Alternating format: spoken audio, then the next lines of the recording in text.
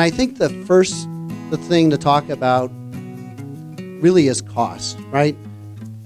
Does it really save you a lot of money to build your own home? It's the first question I think that comes to people's mind. And with that, I'm just going to roll into an example of what can happen. Oftentimes when someone says, well, what's it cost to build a new home? The first thing they do is they're going to go ask their architect, they're going to ask their builder, they're going to ask a real estate agent, they're going to ask their neighbor, and they always have a quick, easy answer. And the quick, easy answer is, well, just go buy a lot. They're down the street. You can pick one up for $1.5 million, maybe $1.8 million, and then you just build a house. And it's like $300 a foot. So $300 a square foot, you build a 3,300 square foot home. It's about $1 million in construction. It's $2.8 million. And then you drive around and you look at what new homes are for sale right now in that neighborhood. And they're all $3.2, $3.5 million, 3.3. So sounds like a really smart idea. The problem is you may need a bigger calculator, because the reality is it's not just $300 a square foot, and you may not be able to build for $300 a square foot, but we'll skip that part for a second. We'll just talk about some of the things that these people that answer that question may not be adding into their calculation. So we'll start with number one, insurance. You will have to pay insurance on that project while it's being built, to pay insurance for the builder, liability, fire insurance. I threw in $18,000 as an approximate number. Number two, demo costs. Tearing down the existing home, you're not going to find a lot around here. You're going to find old homes, so you have to demo the home. You have to make sure there's no asbestos there and make sure all that's clear, and then you tear down the house, approximately $15,000. Your architect, when you ask your builder what's it cost to build the home, they're assuming you already have plans. I threw in $60,000. Architects really range from $40,000 to $300,000, so there's a huge range in there depending on the architect you hire, how detailed you want those plans to be. Can range quite dramatically. This is just a average cost. Number four, city fees. When you go down to the city with your plans, they're going to ask for a big check. Average 20 grand, not included in your building costs. Site prep. Sometimes builders will quote site prep costs, but if you're trying to get an idea what it's going to cost to build before you really have a design, there's a lot of things that go into leveling your lot, grading your lot, shoring your lot, a lot of different things, and that site prep costs really can range from $25,000 to $500,000 depending on where it's at. And if you're doing shoring on two sides of the property, etc. That's a huge range. Number six, home sound system. I put that in because I've built 3 houses. I'm on my third right now. We're not quite done. My second house I built, we had no budget, not good advice.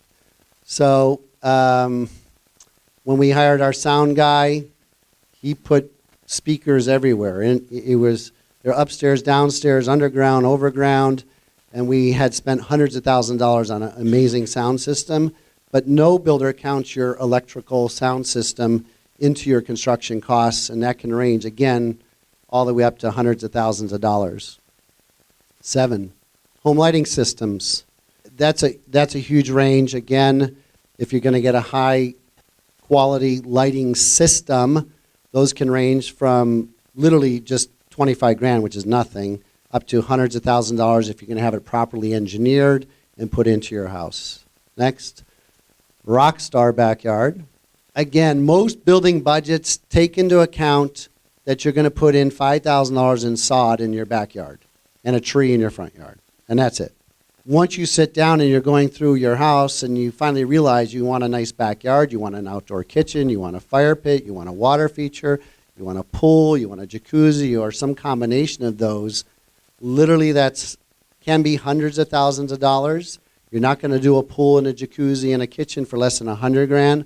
I just put 50 as very low. That's going to be a barbecue, a chair, and some rock. Number 9, holding costs. No one ever takes this into account, but if you're going to do any financing of any kind, you have to pay interest on this property while you're building the property. You also have to pay property tax on it while you're building the property. We have Everbank, our lender here, and she's going to be able to touch on some of the costs of what the cost of financing is. For the lucky ones that get to build with cash, that may not be one of your costs, but keep that in mind when you're calculating your personal costs in building your house. Number 10, window coverings. No builder is going to tell you about window coverings, and it's very likely when you move in that you will want them. Window coverings are expensive. Count your windows, talk to a window person, and make sure you have a rough idea what those are. Number 11, furniture. Anybody can furnish a house for 50 grand? When you build a new house, you want new stuff, or your wife does for sure. So keep that in mind when you're done with the house. Do you have any money left over to put anything in it? Cost overruns really have to do with when you design a budget for a house, it's going to include from your builder, well, depending on how aggressive he is, a reasonable budget that can be accomplished. It is possible, but I challenge you to be able to stay within that budget. It's nearly impossible, and the problem is when you go look at a brand new home for sale, you either like it or you don't, and if you like it, you buy it, and that's it. When you're building a house, you first go to the store, and we'll just start with windows, the expensive items. Windows you can do for an entire home for $20,000. But when you're at the window store and you see this window that goes up and down for 20 grand next to this big wide window that opens backwards, forwards, up and down, comes in multicolors for 60 grand, and you're thinking, what's $40,000? I'm spending $1 million to build a house. What's another 40 grand? I guarantee you there's at least 10 items that are in that price point. It's easy to make that switch. So if you make a $40,000 decision 10 times, that's $400,000 over your budget just on that one line item. Not to mention plumbing fixtures that don't sound like anything. They're $89. You can budget a nice plumbing fixture and water actually comes out of it. Or it sits next to the one that's $449 and it looks rock star. And you're like, I want that for my house. What's $400? $400, that's nothing. But you find out your builder buys 20 of them, it starts to add up.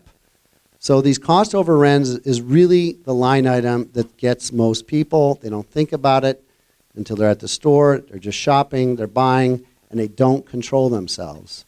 So this is all about control. If you decide to go through this process, exercise some control. Number 12 is where you're going to get hurt the most. Number 13, time off work. If you think you can build your home from the office, it's not very likely. You got to be at the job weekly, daily in some cases. I find that most people that are building their own home has one person in the family that seems to be able to spend 20, 30 hours a week being involved in that project. If you don't have that in your family, keep that in mind. It is time consuming, or you're going to pay somebody and trust somebody to do everything for you. So just the extremely conservative estimate with no cost overruns at all, we just spent $403,000 for the $2.8 million house, which really puts it at $3.2 million in reality, and that's before cost overruns.